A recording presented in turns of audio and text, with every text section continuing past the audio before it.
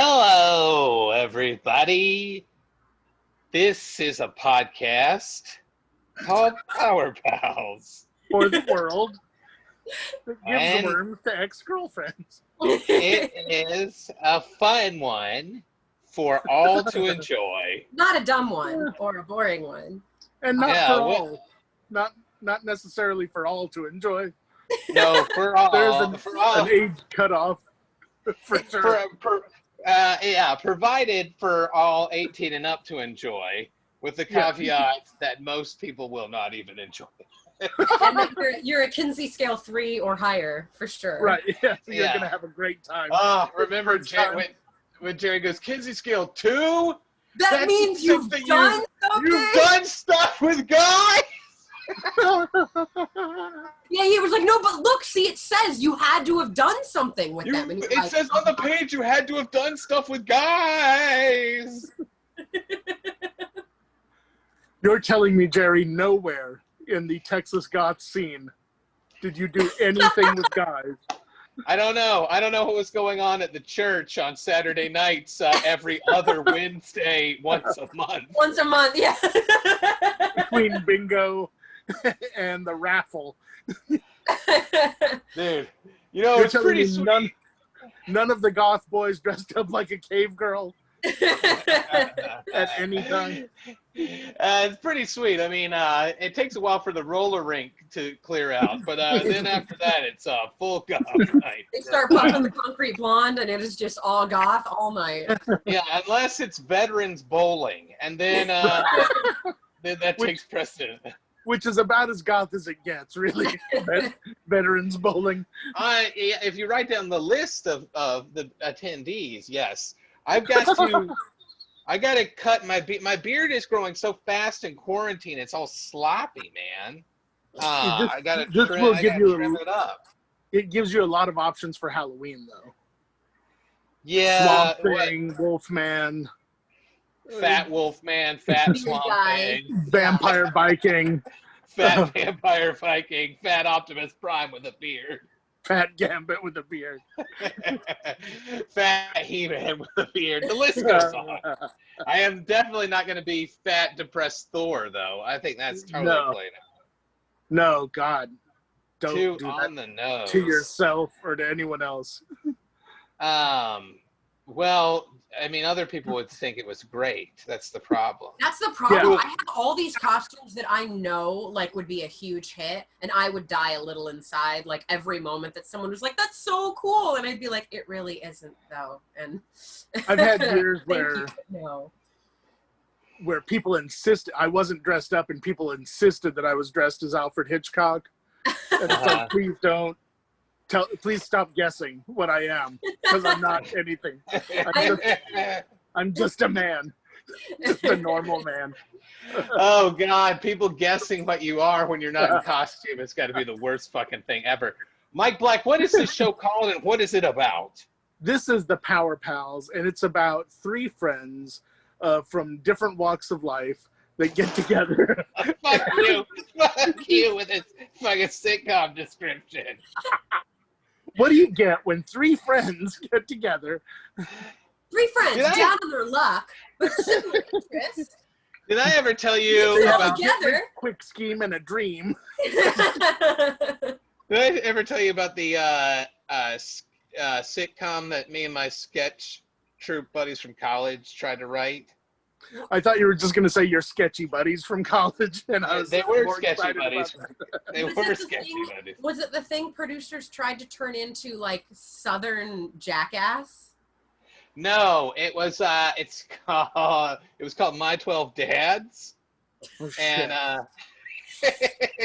wait, did you do a video of it? You did like a short of it, right? I did.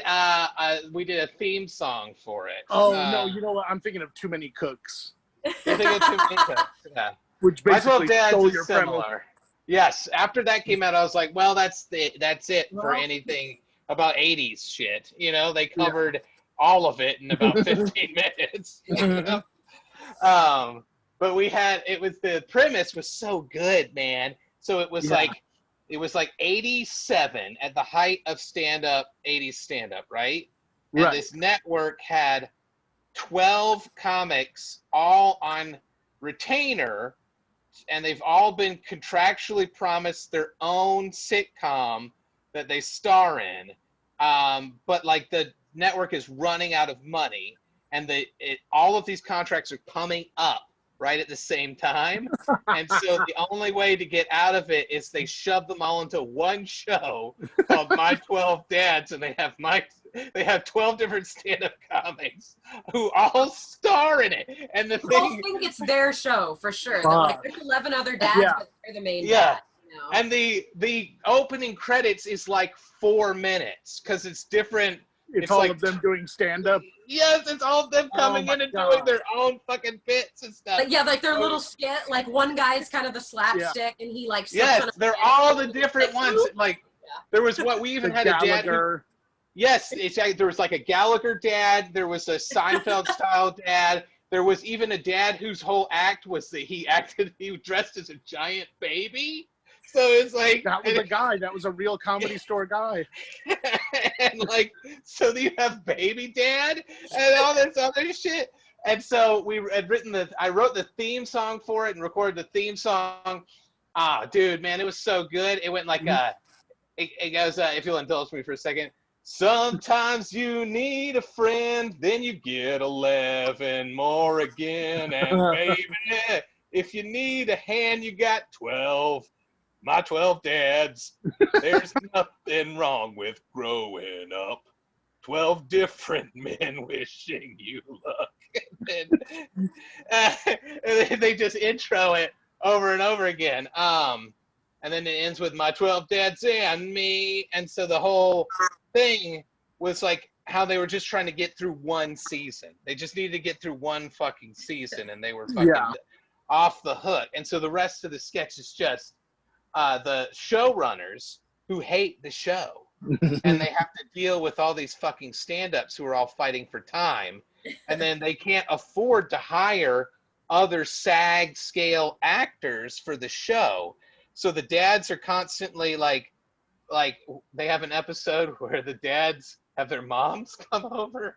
And so half of them are playing their moms and then coming back into their room as dads again.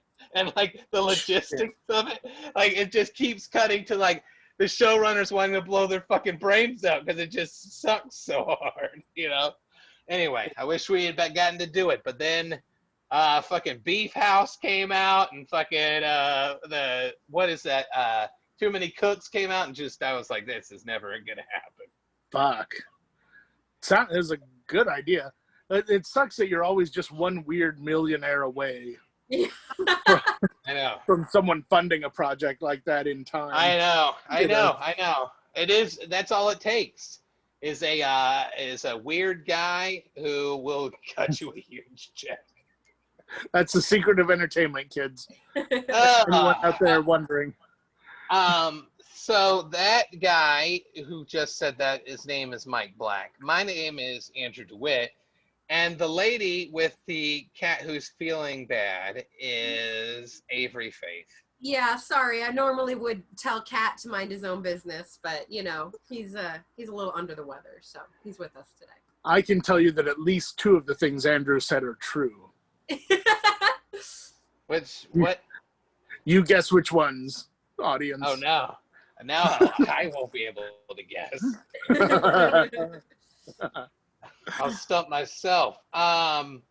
So guys, I wanted to talk about something that I bought online. That's nerdy. That I bought from a company named Hasbro, who Mike is familiar with. Oh, no. Yeah, I think there is Hasbro's. I've funded at least 2 people's insurance at Hasbro by now. I've never done this before. I've never seen like their like Hasbro Pulse like Kickstarter kind of thing before. Is this new, Mike? It's relatively new. They've done about 5 of them, 4 of which were successful. It started with the Jabba sales barge, which is now one of the most valuable pieces in the entire Star Wars toy collection. I bet. You know which one was the unsuccessful one?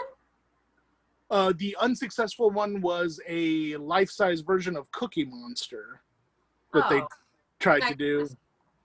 People, it was a lot of money for fucking Cookie Monster, and he didn't. Yeah, I don't know how hard Sesame Street fans actually go. You know, not very apparently, and you couldn't put your hand up his ass, and he didn't like. What's the point? He didn't eat or hold cookies even, so it was a waste of everyone's time. I think. He even stink of cookie? Like, what's the point? No, he was he plastic? Like, he was hard plastic.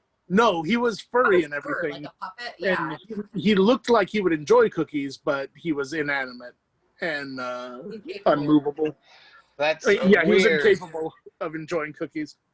I think that's a weird thing. It was the poorly thought out thing that they've done so far. The other things they've done are the, I wouldn't say 1/1 scale, but the 1/12 scale Sentinel that is coming shortly, and it's about 28 inches tall, something like that.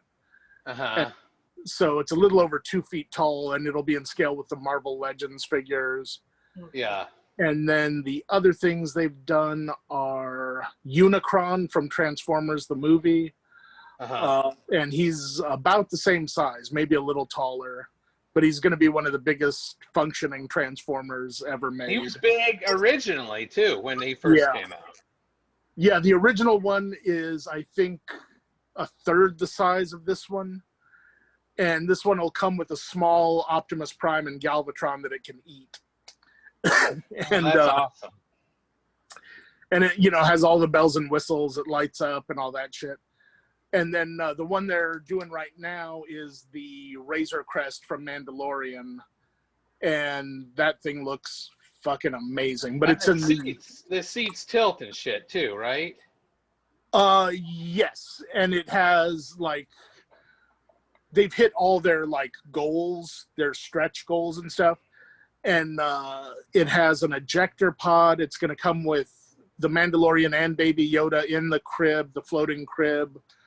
All sorts of different compartments that are hidden in it. If you look online, you can see like an exploded view of it. It looks fucking amazing.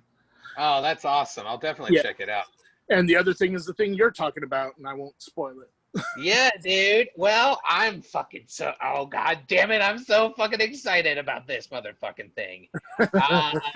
Hasbro acquired, I don't know how many years ago, they acquired Milton Bradley. Wait a minute. It's a butt. It's a gigantic butt. You know, this might be the most wholesome thing. The most wholesome thing you bought. This might be the most wholesome thing I'm excited for, you know? So a while ago, Hasbro acquired Milton Bradley, which owns the rights to my favorite board game of all time, which is a board game called Hero Quest. Now, Hero Quest came out in the United States in, I think, '89, and I got it when it came out. I got it for my birthday, and that was the game that, because the miniatures were sculpted by Games Workshop, and the game was, I think, designed by Games Workshop. It was like a partnership. That was the game that got me into miniatures. Okay. I had never I felt the amount of overstimulation from a gift that I felt when I was fucking opening Hero Quest. I couldn't fucking believe like how much cool shit was in it. There was 4 heroes. There was fucking furniture, little tiny furniture to put everywhere. And people talk shit about furniture, like who gives a shit about that? That shit made a big fucking difference, man. Isn't that what the game is about? Is peaceful arrangement of furniture, so that it brings harmony to your home. Dude, there is something though about putting the furniture on the board. Feng Shui Quest, right? That's a different game. It is Feng Shui Quest. Avoid the poison arrow as best as you can, or chaos will ensue in the household. Don't put the bed under a window. So yeah, there's something about the furniture that made me it just pulled me right the fuck in. I don't know what it was. A lot What of my kind of- friends. What kind of furniture are we talking about here? We're talking bookcases, cupboards, an alchemist table with potions on it. Well, I think it's Yeah. like the completeness of it, you know, because if you have Yeah. something like, say, a Barbie, you know, like it's a Barbie, and you kind of just have to imagine the world around it. But if you have a Barbie dream house, you know what I Yeah. mean? Suddenly you Yeah, have a yep. place for your Barbie. Yeah, that is exactly what is selling the Razor Crest. You know, it's not just the Mandalorian; it's his whole. It's basically his mobile home that floats around the universe. You know, Dude, yes, absolutely. I'm gonna send you guys pictures of some of the furniture. the Razor Crest, by the way, the first Star Wars vehicle that comes with a toilet. Oh, that's awesome. Oh, does Yeah. it really? For real? It really does. It comes with a vac tube, they call it, but that's what it is. You know. All right, so if you're watching this Yeah, on that's video, you bullshit. can see Oh, that's what we're dope. talking about. So this is so Hasbro is now doing a new version of Hero Quest, and I'm so fucking excited about it because they put the furniture back in, and it's true to how it looked in the 80s, but like obviously like Better. slightly upgraded, you know.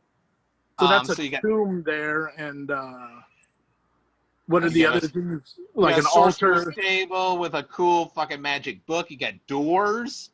And then you got a torture rack, weapon rack, tables, bookcases, a cupboard, It looks treasure like chest, fireplace, a fancy throne. You got an alchemist table, and then a bunch of rats and skulls to just jam all over it. I like You know what? that. You know what? It's clearly missing. A turkey roll for That your is adventurers true. to fight over. But I do have my own turkey dinner that's already fully painted by Dwarven Forge. So Good. I'm going to marry the two sets. So I backed this at the highest level to get all the unlocks and stuff for it. That makes it sound like you went into combat at some point to back it at the highest level. What actually happened? Well, Spend it's the just most money. There you go. it's $150 for the mythic level. You get bonus heroes, so you get female versions of all the heroes, and which is really cool. One thing that's also really cool. Oh, Avery, you'll like this. Is the monsters are also both men and women, so equally men and women, and so I've never seen that before. No, most of the time they just let dudes be the bad guys, but And I'm then unless into it's like a succubus or something, and then they give her exactly. like, you know? Yeah. But they've got like some orc bad guy girls that look fucking awesome that I want to show you. Are they sized like your other miniatures? Like, could you put your penises on them? Could I put my penises on them? Yes, I sure could. your penises that you made for your armies and stuff. Not your actual Yeah. penises. Your Not your real peni. penises. Yes, I could have them fight the worm. Those are really cool, and I like that they're not like, well, they're hot to me, but they're not like hot. You know, they're hot to me too. My buddy John was like, "What are you talking about? How are they hot?" And I'm like, they're so hot. Shit. You don't Look at them. know." They're gonna brush your head with their thighs. They're super hot. Yeah, So, dude. Andrew, you can put your miniature penises on them?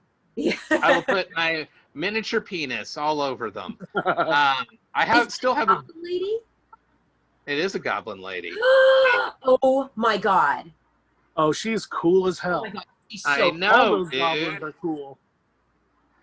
They're fucking super cool, and I just unlocked. They just unlocked the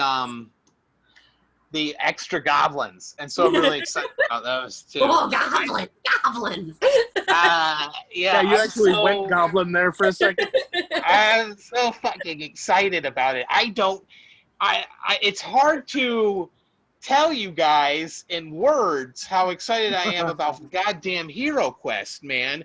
But this was the first time it all came together for me, where it was like arts and crafts and nerdy bullshit Dungeons and Dragons.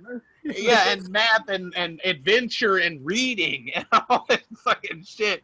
All in the same fucking thing, dude. I'm so fucking excited for this thing. Oh my god. I can't wait now for it. They're pre-painted, correct? No, they come gray like that, right? I don't think they'll be pre-painted. What they did the first edition is the heroes were all red, the orcs and goblins were all green, the undead were all bonish white, yellowish white, you know? So you have to paint them. The furniture came like already painted because it was half of the tops were plastic, but the bottoms were cardboard, so that was already printed out for you. But they're not going to do that this time. I bet you the furniture will come brown in brown plastic, and then you just do a wash over that bad boy. But I can't wait because Winnie's the right age to be playing this shit, you know, because it's super duper simple. Now, what color are you planning on painting their cyclone missile launchers? I will never defile it with such mundane. You're never gonna see some bullshit space marine walking around this motherfucking board. Good game. Good game. Yeah. Good game. He just keeps killing everybody from down the hall, blowing them away with a gun.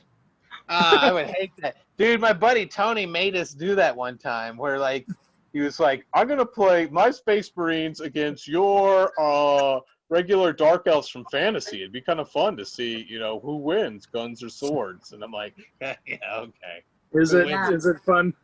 Is that what guns, doing? Guns or swords? What a great scientific experiment. Anyway, yeah, I'm so excited about it. I've never backed anything like that before. This is the first time I've done something like that, which speaks to how much I wanted it. Also, I remember texting you when I saw that it was announced because I was like, he might not be aware of this. Yeah, and I was like, I already backed it. And just talking to you about it and how excited you are about it, like I've gotten so much targeted advertising on it now where it's like, so you like Heroes Quest? And I'm like, I mean, I could maybe, you know. Sure. Well, we're all gonna play it. Once I get that motherfucker painted up, we're gonna film it and play it for sure. Oh, that'll be a blast. Yeah, dude. So I'm very excited about it. In fact, I'm so excited about it. I'm working on like a little parody version of it that I want to do that's just for villains called Villains Quest, where you just play bad guys. I'm gonna send you guys a little picture of one of the guys from it. Here we go. Here is my sassy Death Knight. Here's one of the characters that you can play in Villain Quest. He does have some sass to him. Does yeah, he does. He has a little bit of sass. I feel like all skeleton bad guys with magic have a little bit of sass. You know. Yeah. Any good 80's villain has some sass to him. You know. Yeah. Because the good guys were all like, let's not touch each other's dicks and finish building the base. You know, like, they were always saying that shit. All the time. Let's get in the heterosexual truck and drive over to Cobra's place without bumping penises against each other. My sword unlocks the power of the heteronormative Castle Grayskull. Yeah, and then meanwhile, like Cobra and everybody is like, we ride in a pile for the snake overlord. We're gonna take a break from butt fucking, right, to mount our terrorist plan. We don't know where one of us ends and the next begins. We're just one unified whole. Just like snakes, and when we use our snake magic, we will be one, as our bodies are conjoined forever. Where are Tomax and Zama? They're still fucking. They're brothers. That's cool. I'm not judging. It's just. How devious! I was just not aware that they were. Dude, 80's bad guys are so much better than good guys because they have clear goals. They like killer style, always killer style. Killer style, and they've got the best attitudes. You know, like fucking Destro and the Baroness are maybe the best power couple of all time. Dude, they're so hot together, and they're just hot. They're just hot looking, you know? Especially compared to like a guy with a machine gun who's wearing a football uniform. Yeah. Get out! That made no This fucking guy's sense. wearing a fucking football uniform. Another guy's just a scuba diver. Like, these guys suck. Like, look at the Cobra bad guys. They're so much cooler. A guy who's not necessarily in the Navy, but he's dressed like he's in the Navy. Yeah. He's got a parrot. He's like, well, which theme is it? Are you a pirate or are you in the Navy? He picked You up the can't outfit from like the army supply place, you Yeah. know. He just They let Sergeant Slaughter on the team. That's how fucked up the G.I. Joes were. They were like, I know. we'll take a fake military wrestler at this point. We're willing to take anybody. They let the cast of Street Fighter become G.I. Joes. Like all of them. Blanca, everybody. All of them. M. Bison, the whole fucking crew. That's because it's just like someone spilled a paint store. It's what the good guy G.I. Joes look like. Yeah. Cobra's like, we're hanging from chains from our nipples. We drive motorcycles, and we everything we own is awesome. Like, G.I. Joe sucks, man. The Dreadnoks basically rode around in a car from Road Warrior. Yeah, dude. Badass. And they spoke in rhymes at the same time. Yeah. And synchronous rhymes. What the fuck was up with that? There's a guy whose weapon was a fucking flamethrower. Yeah, dude. He walked into armed combat with a flamethrower. Which is the most impractical weapon you can bring on a battlefield. But that's so much better. Don't get close to me. But I swear, just come here. Just come over. Okay, good. Yeah. Got you now. But it's so like much better when someone's than... on fire, they can still shoot you, and he didn't care. And there's another guy who had a fucking chainsaw. That was his weapon that he brought into all of those military zones. all of those are better than G.I. Joe weapons, which are like medical pack, football with a bomb in it, Lasers that can't hit the broadside of a barn. a fucking golf club. It's just a guy with a whole bunch of golf clubs, a tennis racket man. Like, it's just sucks. Quick Kick, whose weapon was jokes, like really corny jokes. Yeah. Karate guys, just dudes just kicking each other. That was Quick Kick. He was the karate guy and he did jokes. I remember they showed one time like an evil plant was attacking G.I. Joe. And Quick Kick comes out with a sword and starts cutting it up, and he starts singing The Barber of Seville while he's doing it. And I was like, why isn't anyone shooting him right now? Because this is the shittiest thing I've ever seen. Just say it's friendly fire. Do us all a favor. Get rid of the guy. A giant plant beast is attacking. Deploy the hack comedian as quickly as possible. With a rapier. Who kicks people with his bare feet. He uses his bare feet. Yeah. Wait till this plant sees his Will Ferrell impersonation. Yeah, check it out. Quick Kick's here, and he's got 15 minutes of church lady bits. Yeah.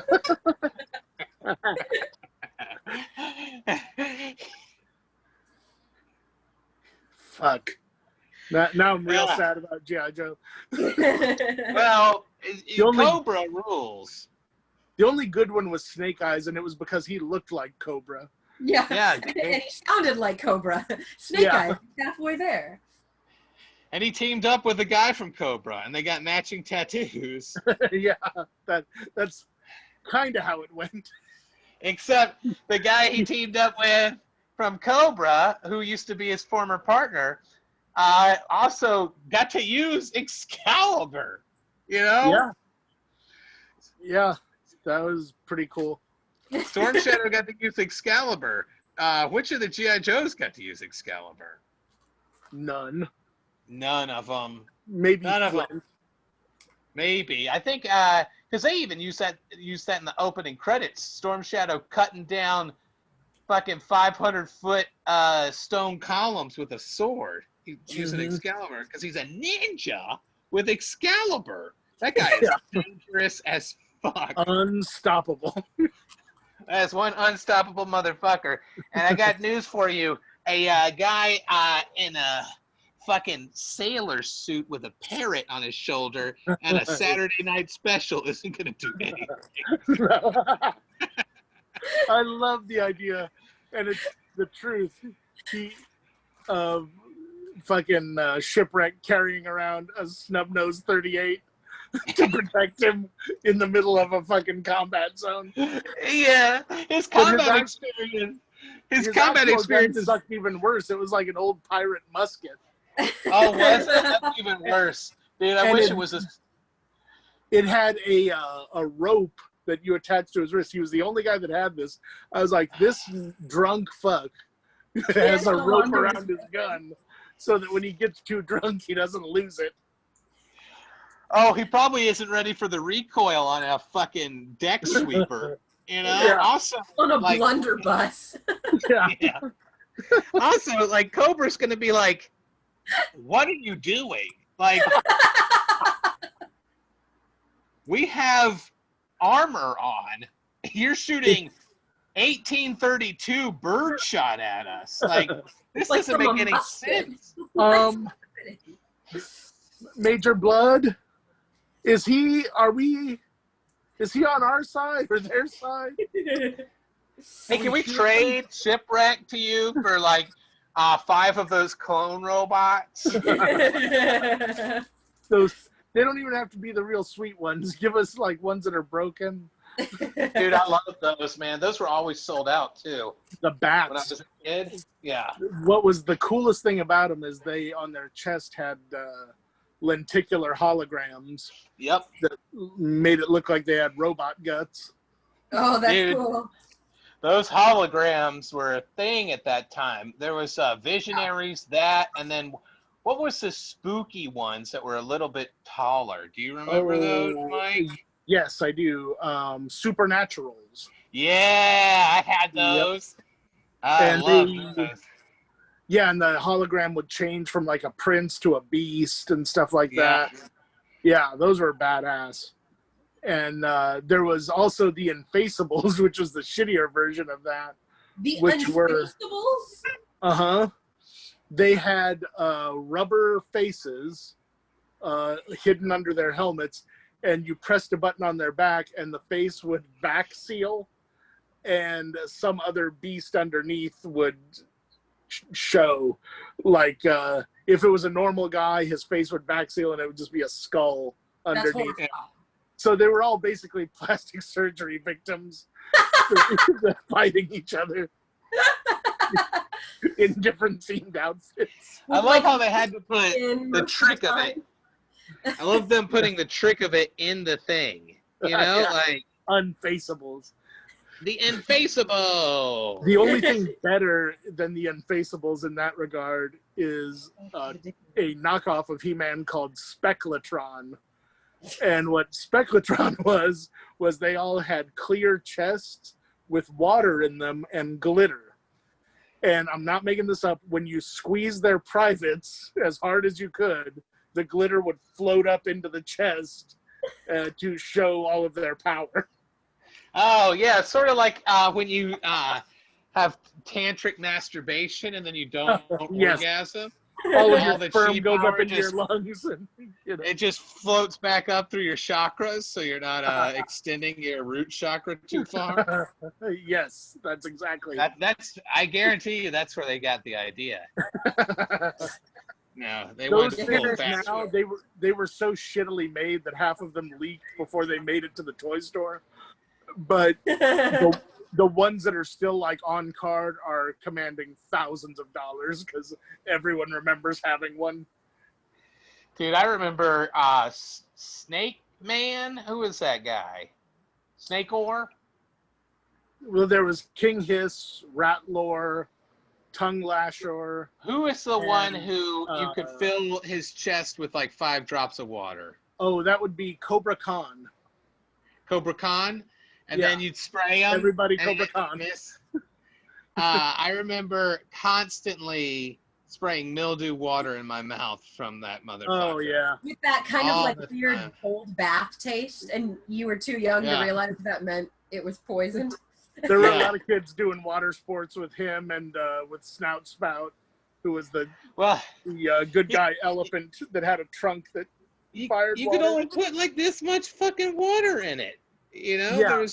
there was like no room. Like he could spray mist like 2 times. You That know? was because of kids like you that were spraying moldy water all over the place. They were like, let's Yeah, at least well. not give them a lot of it. Yeah. I would have filled it with pee if there was more room. Yeah. I think every toy maker has to take that into account. Is the child going to fill this with pee? Yeah, any liquid container has to not incite feelings of wanting to fill with urine. If we give them enough room, Yeah. you know. Exactly. Dude, speaking of not filling things with pee, I remember never wanting to do anything bad to my Yoda bottle of shampoo. Yeah. Do you remember how awesome the Star Wars shampoo bottles were? I like that you had to make it a point in your mind to never want to do anything Don't bad hurt to him. your Yoda shampoo. No It matter is what true. your gut says, don't hurt him. Whenever I would lay down with my pillow, I would turn Yoda so it wasn't watching me. You know, like Did you sleep with your Yoda shampoo bottle? I would put them out on my desk. Yeah, Like you took him from with you? yeah, I loved them. But that Yoda shampoo bottle was the shit. Do you remember how good those shampoo bottles were? Let me see if I can find a picture of these shampoo bottles. They did them for I had the Darth Vader one, and it was pretty great. I remember I Let me had a see Little if I Mermaid can one find I it. really liked. I remember wishing they made action figures the size of the Darth Vader shampoo bottle. I would have been happy about that. Dude, Yeah, you're trying to use the shampoo bottle like a toy, and it's just not cutting it. Mm-hmm. I loved it, man. Oh, dude, they did look good. Hold on, let me try to find a good picture to share with you guys. I think the Luke Skywalker one was riding a tauntaun. Was he? I think so. The shampoo of him. I'm gonna pull up. They're all from Empire Strikes Back. Look up Empire Strikes Back shampoo. Okay, I will. Because I'm looking up Yoda shampoo bottle, and I can see mine. I can't see that one. So the Empire Strikes Back shampoo. They all smelled great too. Oh, dude, that's what I was about to say. That, Mike, it's the smell. Oh, fuck. I would like, because it had a little bit left. I remember just smelling it for years later. You know. As you were spraying moldy water in your mouth. Smelling old shampoo bottle. Hey, a little something to cleanse the palate in between mildew sprays to the mouth. I'm pretty sure Howard Hughes did the exact same thing. Let's see here. Oh, it's not. He's not on a tauntaun in any of the ones I can find, but I remember that. So maybe you can find that one, Mike. I can't seem to find it. He's just wearing like his pilot gear, right? Yeah. That's what I have. Let me save this one. Add to photos. I could have sworn someone, maybe it was Han Solo. You would have thought the easy one to do, and I don't think they did it, would have been the Han Solo and Carbonite as a bar of soap. Yeah. Yeah, they didn't do that, did they? But I guess they thought kids don't want to be rubbing Han Solo all over themselves. On their bits. Yeah. Dude, this is not a bad sculpt for a bottle of shampoo. Yeah. For way back then? I had like it for 82. years. I had it for years, man. That has to be like, 82, 83, something like that. That one's good. Yeah. You know, the Yoda puppet that came out at that time was really good.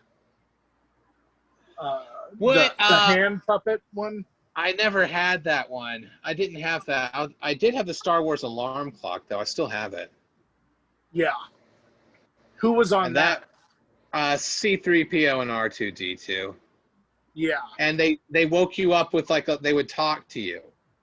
That was they'd the be one like- from the 90s?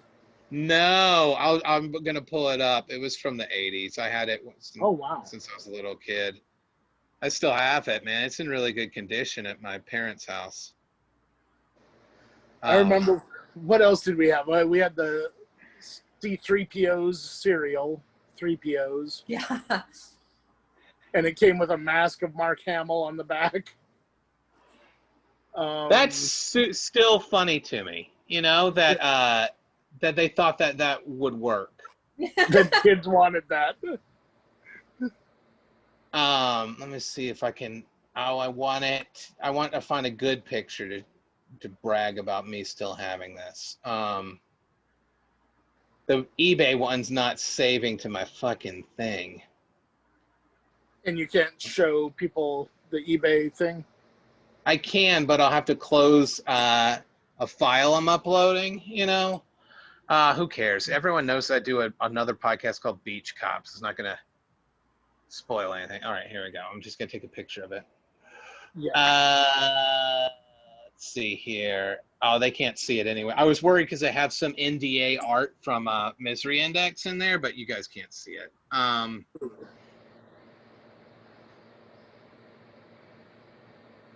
Well, I'm going to show everyone. This is what I have. Did you have this, Oh, Mike? yeah. I did not have that. That's very old school Kenner designs. Yeah, dude, I loved it. And when I would get scared, I would wind it up because you could wind it as well as battery. So the clock was wind, but the beeping was battery. So you wind it up and it would tick, you know, and that was real fucking soothing, you know? That is very cool looking. And it You would be still like, have that? yeah, I do. And it'd be like, Wow. welcome. Good morning, young master. It's time to, you know, start your day off. May the force be with you. And I'd be like, oh, yeah, fuck yeah, dude. Start your day off Star Wars way with us, C-3PO. And It looks like it was made by Kenner because of the way C-3PO looks, and R2-D2 has 2 legs instead of 3. And Yeah. and it looks like the sticker that was on the R2-D2 rather than his actual screen accurate sort of look, you know. It's by Bradley. I wonder if that's Kenner did Bradley. I wonder if Kenner did the sculpts though. You know, like they might have commissioned it out. That, or they probably had to follow the same style guide. And I bet Kenner did most of the style guide, is my guess, because they were the ones who were like actually amassing all the reference material and shit. Yeah, man, I loved it. I still love it. I remember having like Return of the Jedi pencil toppers from like a 25-cent machine, and they had like the Ewok and the Imperial Guard and stuff like that. And it's amazing how screen accurate a lot of that stuff was, even way back then, you know? Yeah. Where it was like all that was missing was like the paint technology of today. The sculpts were pretty great. You know, yeah, it's surprising how good those sculpts are. Like the Star Wars people didn't really look like them, but the aliens and shit did. Yeah.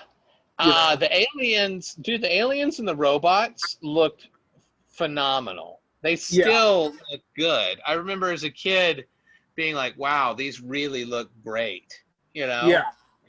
They were just cooler. They're just cooler. For whatever reason, the sculpt was easier to do, you know? And it was such a great format of just having a picture of the person in the movie and then the figure right next to it. And that was really all you needed to set you off on an adventure, you know? Yeah. Yeah, man, those were great. And talk about like what you were talking about with the Dream House. They set it up where you really could build that entire fucking universe, you know, with like the different ships and the different playsets. They built Yoda's house when we were kids. Yeah, that man. whole swamp tree and everything, you know. And the Millennium Falcon was basically an apartment. Yeah. Dude, the Millennium Falcon was huge, and then they also had Jabba's palace too, with the working trap door, which was off the hook. Dude, I remember Yep. that being like, I couldn't believe it because you had the band you could get with it and everything. You could do the whole thing up. If I had that kind of, if I could go back in time, I would have played with those toys a lot differently. You know? Right. Dude, even when I was little, I remember I had a Lion King playset that was like Pride Rock. That was the Yeah. same way where one side was Pride Rock and the other side was the Elephant Graveyard. And it was totally cool. Oh, It had wow.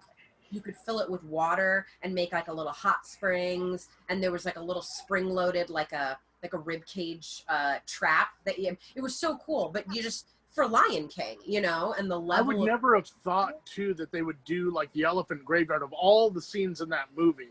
yeah. That's not one that I would expect Disney to be like, yeah, let's make a playset of that part. Yeah, let's do the know? horrifying children torture chamber. Yeah, exactly. Yeah. But but it was just a super cool set. And you look at even like, I mean, you know, you look at something like Frozen. Now, obviously, I'm a couple years behind, but you know, something like Frozen and the giant Frozen castles. Even those are they're just like rooms with a doll. Yeah. And I'm like, where's the fun? Like, where's the Yeah. spinning door? Well, yeah, and a lot of them are like cardboard on the interior. They're just bullshit. There's nothing. No, that stuff exciting says in stuff. But Disney does do a bunch of like 3-inch figures that aren't posable Yeah. Mhm. that I think are awesome. Yeah. That come in packs with really good sculpts, you know? And so you'll get like the cast of Frozen, the main cast of Frozen, you know, and it'll be like Olaf and all the rest of it. Like, you know, it'll be like 7 figures for like $30 or whatever. And the thing that's cool about those is those work really well with like Winnie's Sylvanian Families and a bunch of her other play sets because like for whatever reason that scale, that action figure scale is much better for the play set stuff than any of her Barbie play sets all look, it's weird because they're like super tall and it looks like weirdly tall. You know, yeah, it's like Barbie Dream House, but she has like a kitchen like from a studio apartment, you know, and you're like, this is the fucking dream house. This room should be massive, you know. Yeah, it's like crammed in the corner, you know. It looks like she barely clears the ceiling. And stuff. Sorry, my daughter's freaking out about something. I'm just making sure she's okay. Give me 1 second. You guys talk about this stuff. I want to make sure there's no accidents happening. Okay. Avery, what was the biggest playset or dollhouse or thing that you had when you were a kid? Gosh, I mean, that was the thing is I didn't have a lot of like I would have all the toys, but then it would be like use your imagination and figure it out. I think I had something for I had these horses, these Grand Champion toy horses that I liked, and I think I had something that like it folded up like a box, but then when you opened it up, the center was like a stable, and then the parts that folded out were like this was a like maybe a little lake, and then this was like a little field, so it ended up being kind of like a whole floor like play set. And then that's pretty cool. Yeah, and then when you closed it up, you could carry all your horses and stuff in it. I just remember that was the one that was like all I wanted was something for my horse. Yeah. All I cared about, you know. It was just shampoo in the eye. No. That is traumatizing. Speak of the devil. I know. We were talking about that fucking Yoda shampoo. I had to feel, wasn't that Yoda shampoo tear free though? I feel like it was. If it was Yoda, it was tear free. Yoda just calmed you down after you burned your eyes out. So who was the guy from, speaking of Star Wars, who was the guy in Star Wars who collected all the Knights in Armor figurines? Was that Grand Moff Tarkin collected? Oh, in real life, in real life, tons of them. Peter Cushing, yes. Peter Cushing collected a shitload of those Knights in Armor. He was the guy who played Van Helsing in all the Hammer horror films. Yeah. And he had like a bunch of like military reenactments. They were all like, military tin soldier. And he had just a massive, massive army. And the irony is, the closest thing to that since those was the Star Wars toy collection, which was a legion of toys. And they did not make a figure of him. That is like the crazy one to guy me. that would have appreciated it more than anyone else. Dude, was yeah. the one that got left out. I love the those- thought of Peter Cushing like painting miniatures, you know, and just, Yeah. no, sir, I There's didn't see you playing with video of toys again, sure. But those toy soldiers that he got, because I saw his collection, and I used to collect the same kind. It was some kind of UK company, right? Yeah. And in fact, they would sell them at Epcot Center in Disney World in the UK area. You know, you would go into a store that just had those, which was awesome.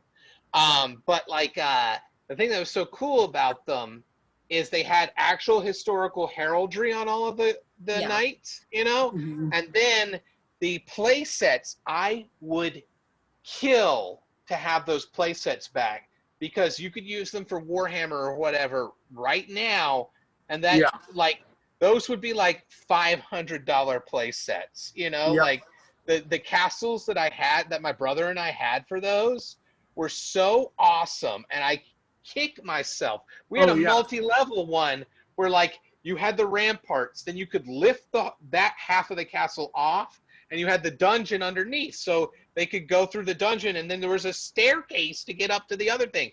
I could be playing with that with Warhammer right now, and instead, like once we turned 14, we're like, let's set it on fire or whatever, you know. And it's like, come on. And these were imported from the UK also. I think at the time you could get them in America. I bet you they were imported from the UK, though. You know? I remember my grandma used to take me to, there was a store that she would take me to in this little town she liked. That was exactly that. The whole thing was just like those big glass countertops like at a jewelry store. But instead of being filled with jewelry, they were just filled with miniatures and like battle reenactments and scenes. And like there would be different kind of themed ones. Like this one was maybe the Napoleonic Wars. And then this one was like a Roman battle, you know, and then this one was the Crusades. It was so cool. Yeah, I remember going into a store like that and being very cautious about like, don't buy anything because if you do, you're going down a different path. And like, I was like, you're going to lose all your money on this if you do this. You know, I already had a lot of balls in the air with like Transformers and G.I. Joe and shit. You know, I could not afford British soldier toys, you know. Man, I loved them, dude. I remember just like being able to set up those battles and have it look so good, you know, like it really and they were looked pretty close to like the G.I. Joe Star Wars scale. They were about maybe 1.5 inches shorter. Something like that. Exactly. Yeah. And that is anywhere in that range allows for massive play sets. It allows for vehicles, cannons, that sort of thing, where you can really set up extensive battle scenes and stuff like that. Or ice cream shops, little tree houses, country stores, a bakeries. I think that's even an inch shorter. No, it's not an inch shorter. Family of squirrels. Sylvanian families probably would look like ogres compared to these knights. You know? Like massive, adorable animals, just like lumbering on the field.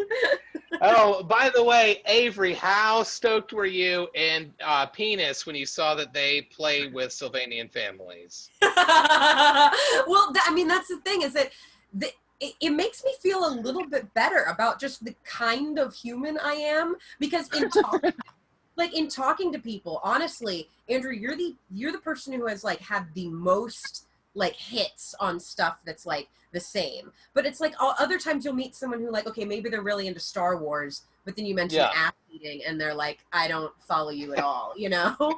So when I watch that show, I'm like, I'm pretty sure I was classmates with these girls, or I was these girls. Yeah, a lot of that stuff is right on the nose, you know? Yeah. Have you seen the episode where they share a thong for a week? No. Back and forth? Because they makes them feel sexy, but they don't want to, like, they have to share it, which is so gross middle school. That's so accurate, you know? That is worse than the spiked shoulder pad sharing that It is much worse than the spiked shoulder pad. It is as bad, though, as the barbarian loincloth thong that I made for myself that deteriorated in my own jeans. Oh, God. And fell down my pant leg. That reminds me of... It came out the bottom, like, what is that? Yeah, it came That out the reminds me bottom. of the Always Sunny in Philadelphia when someone tries to pants Charlie. Oh, no, they try to give him They a try to give him a wedgie. wedgie. And his underwear just disintegrates in their hands. And they're like, what is That was wrong with so unexpected and funny. It goes to do a wedgie, and it's just gray and brown and just rips apart, and they just start dry heaving. And the guy's like, what is wrong with you? Dude, that was out of control. I was not expecting that at all. Dude, that was so funny. I've been... Just thinking about it just now, I laughed so hard that I saw plaid. Oh, dude. It is so funny. Where you laugh so hard that you see the color plaid.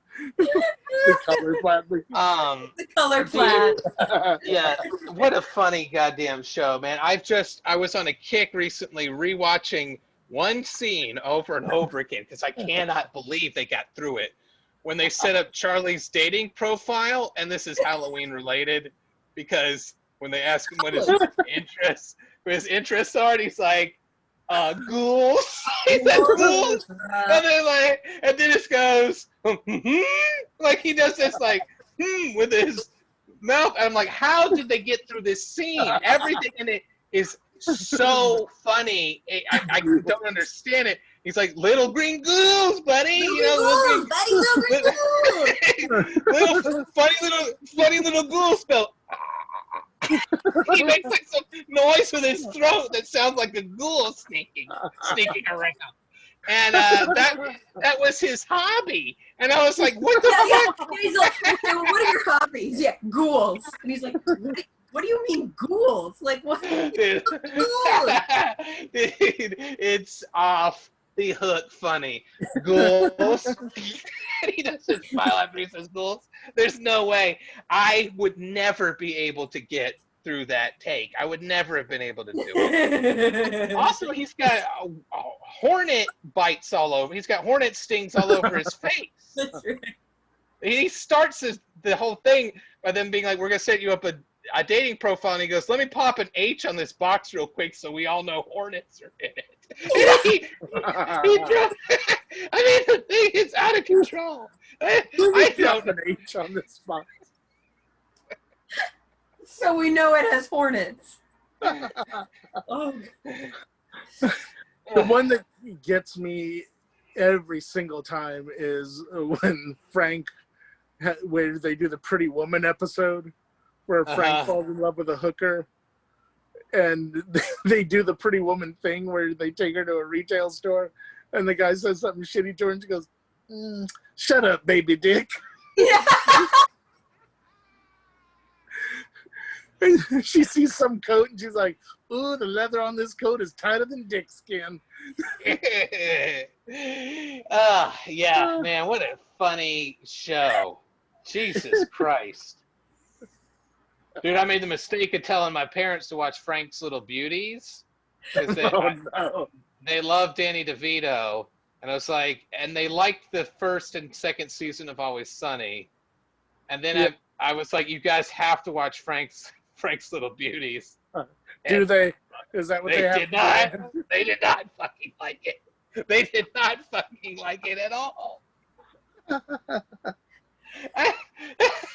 It opens with Danny DeVito face planting and breaking his nose. He has a broken nose the whole episode.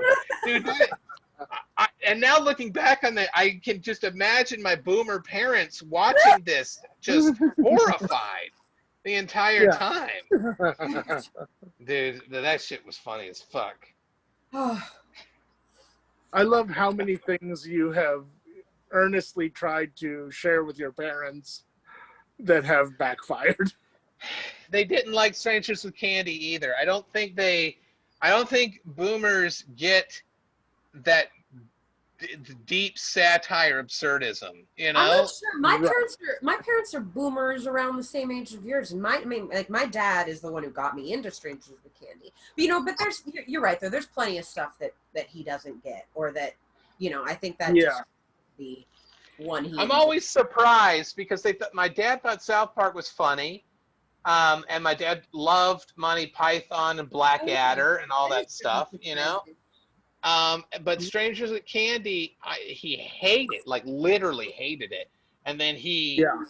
never watched another episode of Always Sunny in Philadelphia after I made him watch Frank's Little Beauties, you know. A lot of the like meta sort of stuff they have trouble with, I think. Yeah.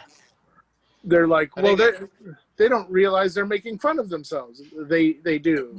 No, yes, Yeah, that's the point.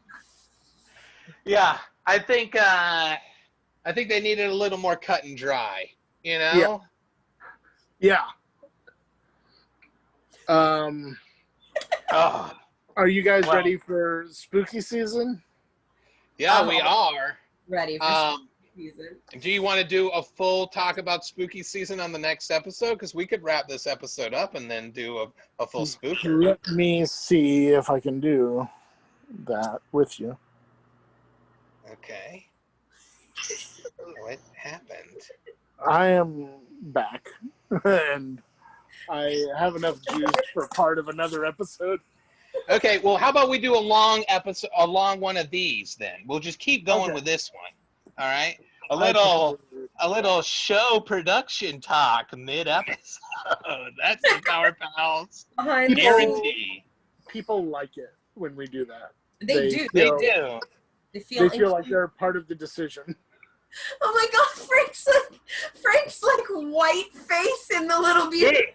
He had a mortician do his makeup.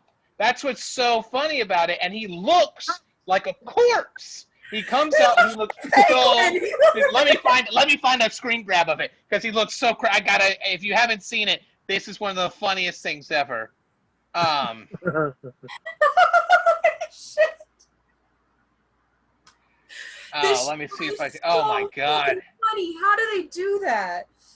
I don't know how they do it, but it is truly disturbing when he comes out with the. Oh my God. I think I gotta find his face. I think the moment I realized I was in love with that show was when Dennis and not Dennis, Charlie and Mac are trying to stage their deaths, and they're trying to blow up the car, and they just like run it into a wall, and they end up at the thrift store, and Mac's got a concussion, and he sees the wedding dress, and he's like, "Dude, that's so sad. Like, we gotta buy that." Yeah, dude. We're not buying a wedding dress. And then the next scene is Mac in the wedding dress. Oh, it's good. As they're like throwing grenades at this car they're trying to destroy. Oh my God. God damn it. Dude, it's so funny to me, man. That episode was so funny. People keep taking pictures of Frank from Frank's Little Beauties and then putting it in front of the Netflix Cuties logo. Let's see here. I can't find a big one. I'll just take a. Do you guys have an opinion on that movie? No, Cuties? I don't know enough about it. I won't watch it. I feel like that's the thing. Don't watch it. I mean, I always like to get in on things where like somebody's making kind of a sensational claim or whatever, and I'm all for like risque art, so I kind of wanted to see, is this risque art or are people, or do people have a point? And I mean, it's just, I don't know, maybe I'm a prude, but I could not justify what was going on the screen. I just couldn't. Yeah. If you're going to do that, it's about 11-year-old girls in France. Does it take place in France? I think it's in Europe, I think. And one of the girls is Muslim, and like, her family's very, very against her being into music and dance and all that. But they're doing like hip hop, like street dance. And there's like a scene with like the 4 different girls like on a staircase in, I mean, it's like dance clothes, which is, that's part of it. Is part of me was like, well, dance It's kind is of like the child pageant sort of stuff. exactly. Yeah, but it's I guess it's taken to the extreme Really, with this thing. I feel like they could have just, if they cast young looking 18-year-old actors, I feel like you could make the point without creeping everyone the fuck out. yeah. You know? Yeah. It's just the way that the shots are done too. Like we're talking a full hold and zoom in on like gyrating hips and like Oh, pelvis yeah. and, like pubic area. I mean, like not it's not vague. Yeah. It is like that's all that's in the shot, and I'm like, this isn't not feeling Yeah, it. that's gonna be a pass for me, dog. Yeah. And the thing that was weird about it was like on Twitter, like somehow that became something like it made you like conservative to say like I'm not cool with this. Well, And that's but kind then of why I wanted to see it. Was I was like, I feel like I've been getting a little more prudish and conservative as I've gotten older, and I kind of wanted to watch it and see like, is this something that like is a problem, or are people just being fuddy-duddies? And I was watching it, and I'm like, it just didn't. I walked away from it with no like, there was no takeaway that was positive, and I could definitely see Yeah. somebody with the wrong mindset looking at it totally. I mean, it was begging Right. for that kind of thing, Yeah. fuck that, dude. Just not a good idea. I feel like you can make Exactly, that like, what point. is it? You can make that point in a different way. Anyway, in a lighthearted way, here is. And that's just it. This is exactly what your argument. Yes, He has like the black lips too. It's so bad. dude, Fucking he's hilarious. so creepy. It was so funny, and it does make it. Here's the thing that's interesting about it is it makes the point. I Yep. guess the Cuties was setting out to make, but it does it Yeah. hilariously and with zero exploitation. Yeah. Right. And but it draws attention to the issue. It Yeah. definitely still creeps people out, but in a funny sort of way. And I think it probably got more people talking about it in a positive way than they probably expected, Yeah. Yeah, absolutely, man. Dude, what Yeah, a funny it's show. like, I don't like art being censored at all. Yeah. But I have a real problem with ham-fisted bullshit art. There you go. That's exactly it. So I don't really hold it to the same level, where it's like, I feel like a comedian should be able to say anything as long as it's funny. But Yeah. there are a lot of Yeah. people that are like, they've been an open micer for a month and they're trying to tackle really volatile material that's very divisive, and it sucks.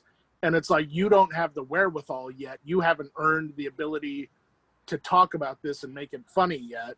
So shut up. Yeah. Get better. Yeah, And then you absolutely. can tackle this. That's the perfect It's analogy, too. It really is. It's like, it's not that rape jokes aren't funny. It's just that like, or whatever, or an abortion joke isn't fun, but it's just saying Right. like, hey, dead babies, like that's not the humor, Exactly. And And it's like, with that topic, it damn well better be funny. yeah, If you're going to say it, you make Exactly. damn sure it's funny, because otherwise you're just pissing everyone off. Yeah, I agree. You got to take your lumps on that kind of stuff. You can make art about whatever you want to. But also, here's the thing. You can write a screenplay about something like this, right? You can write a novel. You can do a graphic novel. There's a ton of different stuff that you can do where at no point are children directly involved in the visual Actually being representation. exploited. And Yeah. And that's Yep. and I'm not saying necessarily they were exploited in this movie. I don't know, but I am saying that it is creepy to do these kinds of like shots or whatever that Avery's talking about with actors of that age. That's weird to me. Like you can do it in other media, and it can still get the point across, you Well, know? and like in a similar vein, it's like taking a stuntman and going, "Oh, we're going to have you run across the screen on fire." Well, we have the technology now to fake that, and it Yeah. looks real believable. So why? Why do we have to do that? It's just an artistic choice I'm making. Well, don't, because you're fucking setting someone on fire. You Yeah. dumbass, when you don't have to. It's Well, like I can't. like I'm not saying that these kids, like you said, Andrew, it's not that these kids are necessarily, that something shady is necessarily going on, like, on set, but, like, this is how grooming works, is you make a kid feel really early on that something is okay, that something that starts off one thing is okay, and then that way somebody go, you know, so if you have an 11-year-old that you're making it feel like, hey, here's your moment to be famous in your movie, gyrate your Yeah. hips for me. I mean, that is so messed up, you know? That's weird. Yeah, and I got this is the same reason I didn't watch this. Is the same reason I could never watch Cannibal Holocaust. You know, Right.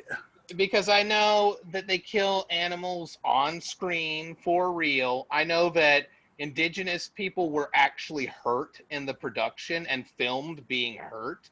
You know, Yeah. like I know that it's like shitty, and I don't want to Yeah. pay There's that actual person. You suffering know, happening. yeah. And yeah, there's a lot to it that is fucked up. That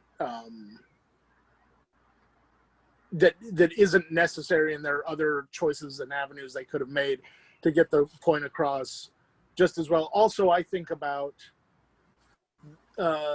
you know, the idea that some people are just not stable, and if you expose them to something like that where it is the real thing pretty much, Yeah.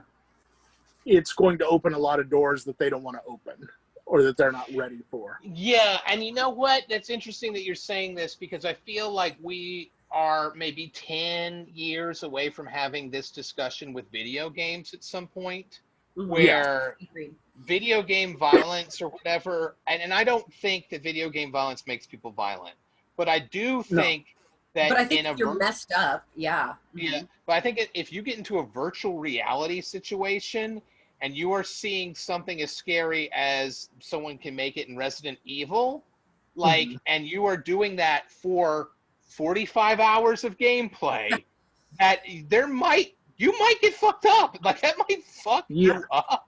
Like, I don't know what that's going to do to people. Like, actually living through a Resident Evil game. I mean, there are people filming themselves with like Oculus Rift on, doing like horror games and checking out, like being like, "Fuck it, no," you know, like, "No, I'm not doing this." I worry less about straight up video game stories than I do about online multiplayer, where someone can get pissed off at someone in a game and take it into real life. You know. Yeah. That like in a few years, it just the amount of information everyone will have about each other is already everyone should be terrified. But you know, in a couple of years, everyone will have pretty much access to everything. Yeah, I agree. Are we gone? What happened? No, that's just me. That's just me. I was just pulling something up. Yeah, I was actually thinking something similar, Mike. I was playing that Among Us game, which is just like this goofy little like murder mystery mobile type game. And I mean, the stakes could not be lower. Like every round, you know, you get a different role. It's like it changes all the time. There's no point in team. It's just play it, you know. And the amount of rage and like cursing and like burst blood vessels I could see like going on from people in that game, and I was like, wow, like you're a little dude in a spacecraft. Calm down. Like it was so, and I had actually thought like this will be a really wholesome, fun game. And this will be a low pressure, fun game to play. Exactly. No, isn't that like Mafia or Werewolf? It's the premise of that game like Mafia or Werewolf, where one person is like the killer or whatever? It's up to 2. You do the settings, but it's 1, 2, or 3 people are the killers, and then everybody else is on a team, and you have like tasks that you're trying to complete before the killers like kill you guys. But obviously you're kind of trying to do it in secret, because if someone sees you kill someone, they'll just report it and be like, yeah, the white guy just killed someone, you know, like, let's vote him out. Yeah. So you want to be like in a room with a guy being like, oh, hey, let me come help you with that electrical. Just kidding, you know? But yeah, it's the upset that people got was, it was kind of, it actually brought out something really horrible in me. I turned into a total troll. I was trolling people hard because they were so mad. And I was just like, I mean, literally, you mad, bro? You know, like, what is happening? Calm down. But yeah, it's in the next couple of years, especially if they start doing things like in Ready Player One, where you have like suits with like pain sensitivity and stuff like that, depending on how you do in a game. Then dude, when other players make stupid decisions, that's going to be a problem. You know, people are going to have actual heart attacks for sure, because a jump scare in a movie is one thing. A jump scare in a suit where you're getting shoved around while it's happening, dude, people are going to shit their pants in real life. They're going to shit their virtual reality suits. All the shit their suits. Fat guys are going to have heart attacks. It's going to get crazy. Like, it's... No, I mean, people are going to end up... I love how prophetic that sounds. Fat guys are going to have heart attacks. Dude, it's going to be... we're talking 50s to 70s yard toy level injuries are going to be happening.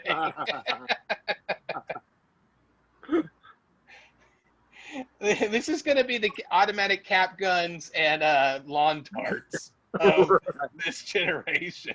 It's just going to be like 3 horribly violent years before they get it like totally sanitized and reined in and like, okay, here's how you do it. You can only do it under observation. Oh, do you think they'll have psychological profiling before you can play certain games at some point? No, but they'll use games to profile you.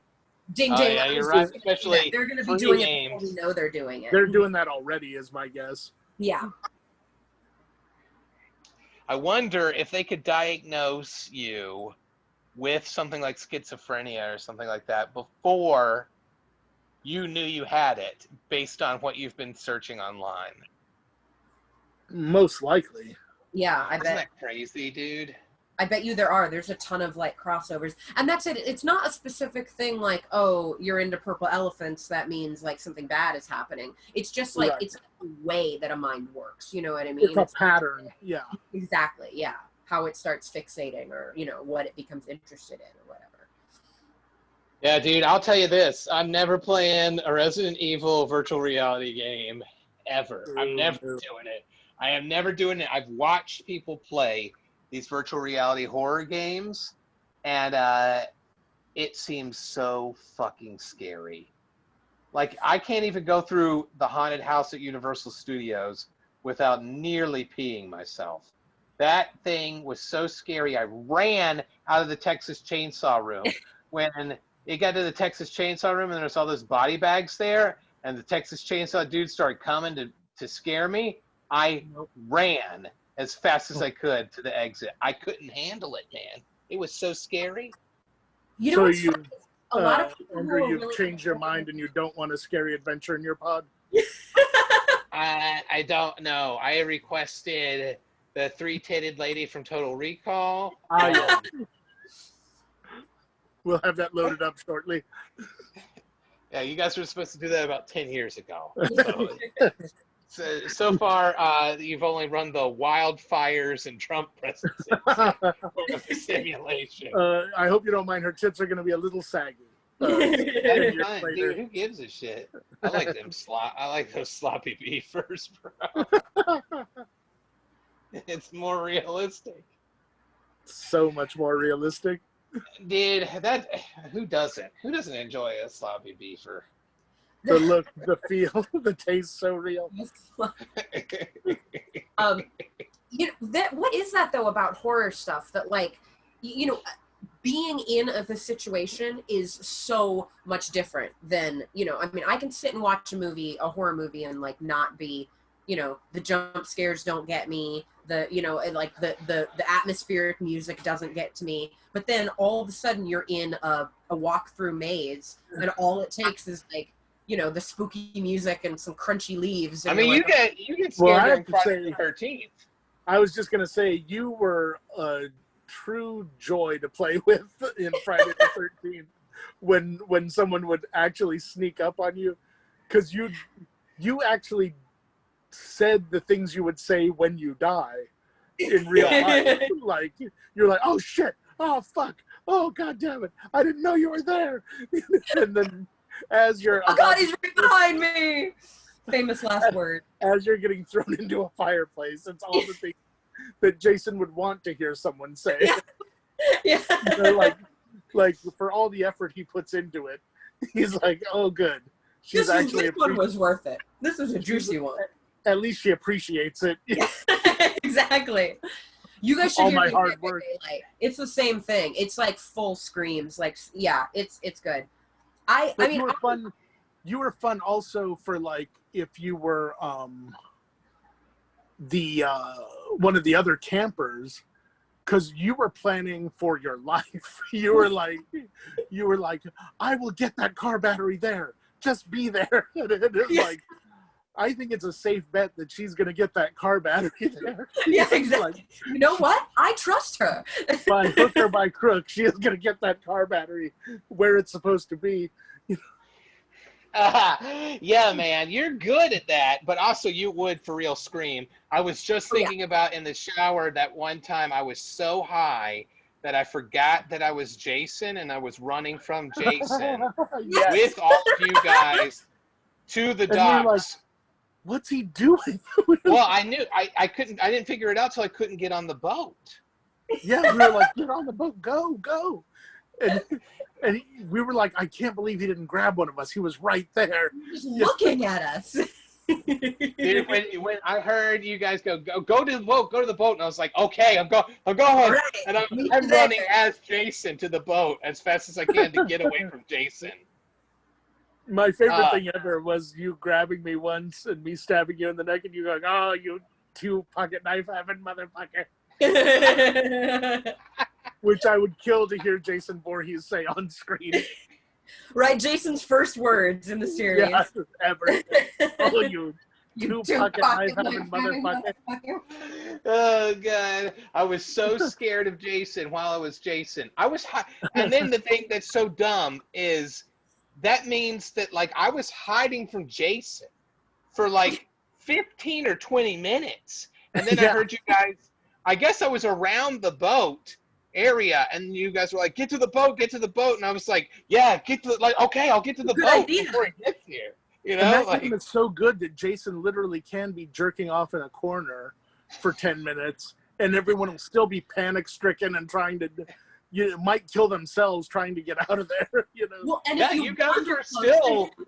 You guys are probably like, what the fuck is he doing over there? You know, like it's still scary. You know, like it's you just hear the music and you're like, "Fuck, cheese it, get out of here!" And you're not paying any attention. Just run. Yeah, standing there staring out. Dude, that was super funny to me that I didn't even know who I was. My most beautiful moment in that game was when I was playing one afternoon, and there were only like 5 people playing besides me, but they all knew each other. They were all like middle school kids or some shit. So it sounded like the cast of Goonies. Yeah. I was like, I'm having the time of my life.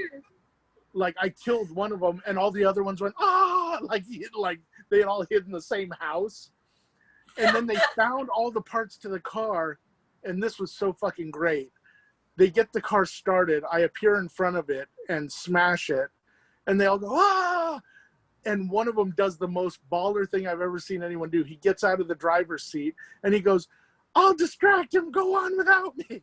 And he starts like trying to fight me, and I'm just like watching him hit, and I'm like, what are you doing?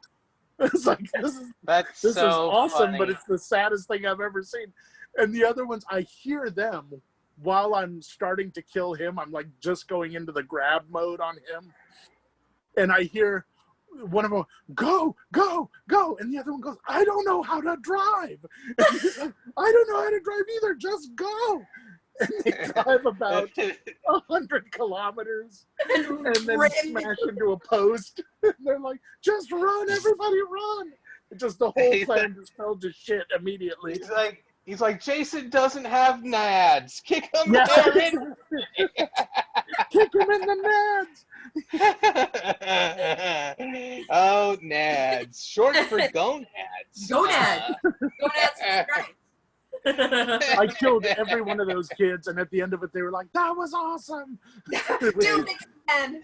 It is scary. That's a scary ass game. But I'll tell you this: I'm not playing that game in virtual reality. You know? No. It's I don't already real enough. Yes. Like when you're running through the forest and you don't hear the theme music, and Jason shows up anyway.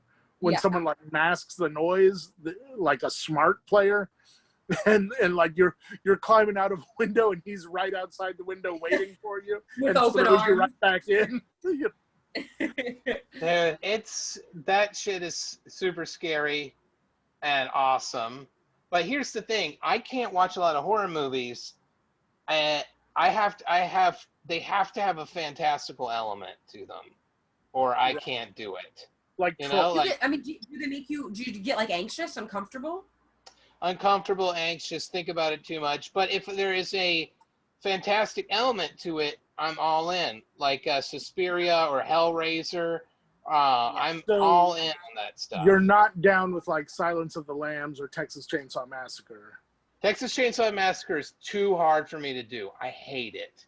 That was my last like holdout on like movies that I was because I started watching scary movies when I was little, and I was scared of Texas Chainsaw Massacre. I can't do it. I can't. I have too much empathy for the characters.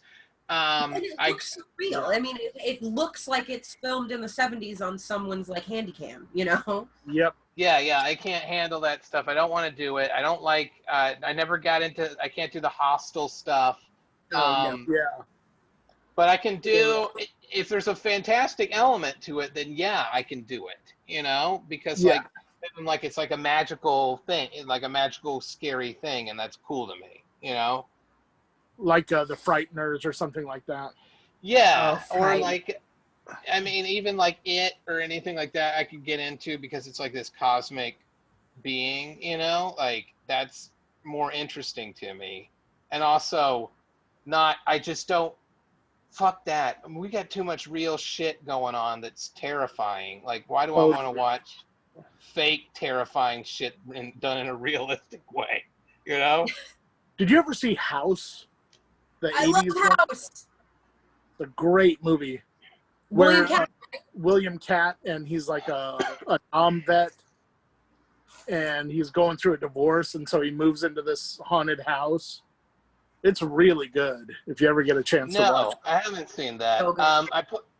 There's a super scary Nintendo game called Sweet Home. Oh yeah. And I remember like as an adult when you could get ROMs and stuff, because I don't know if it came out in America. Because they thought Nintendo games were all for kids, you know? Yeah. Still being scared by that Nintendo game, isn't that funny? But yeah, dude, I can't roll with that kind of shit, man. I could barely do that first Resident Evil. Put me through the ringer, man. It put me through the ringer, dude. I still think about the sense of relief and simultaneous dread of like getting into a room that's finally quiet for a second, you know, and quiet ass music is playing and you're typing on a typewriter to save your game or whatever, dude. Anyway, you guys have any final thoughts before we wrap this episode up? What was the scariest thing that ever happened to you in a game?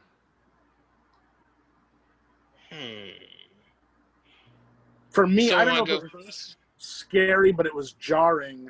The first time in Metal Gear Solid that you fight Psycho Mantis, and he takes over your controllers, and he's demonstrating that he can move them. And if you had played any other games by Konami, he told you about how you did on those games. Like he gave his opinion of your game saves, basically.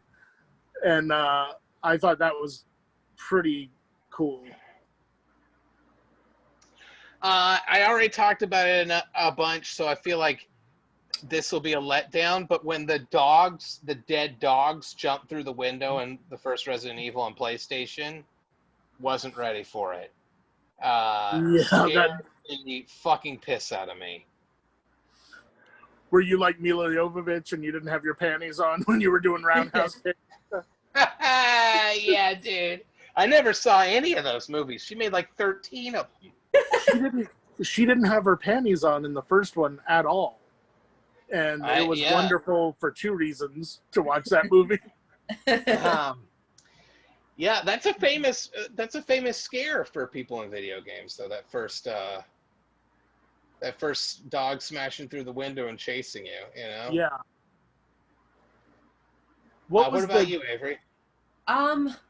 Gosh, I mean, I'm trying to think of like something that it's going to sound stupid, but I mean, when I was a kid, I can't tell you, I played Myst for way longer than I should have, being terrified, like at every moment that I was going to click around a corner and something was going to be there that I'd have to interact with. And also, as the game was progressing, and I wasn't like, I wasn't getting inventory, I wasn't learning abilities. It sort of, even though it was like at a certain point I should have realized nothing was going to happen, it was almost like, after 3 hours in the game without really knowing what I was doing and expecting that something was going to happen and I had no idea how to handle it, it was just really, really freaky. I remember there's a part where there's a library that you unlock like a secret door and then go down like a hallway to an elevator.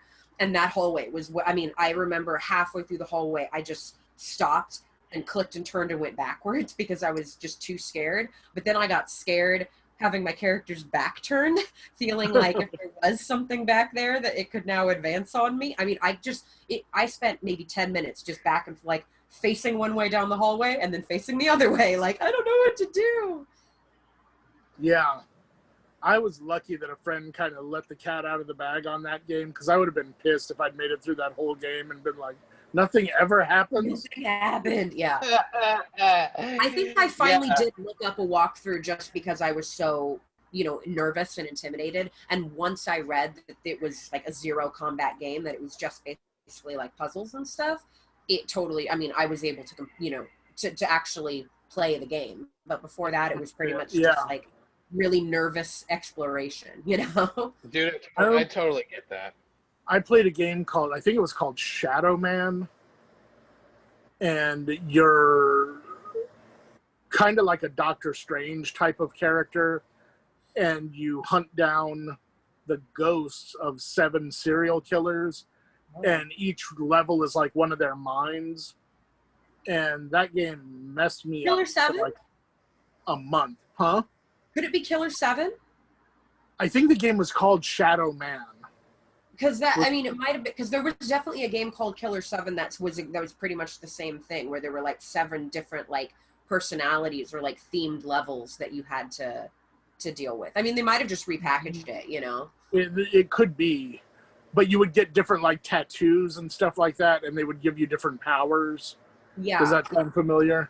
It does. It was very graphic. I feel like it was almost like anime style. Yeah. Yeah.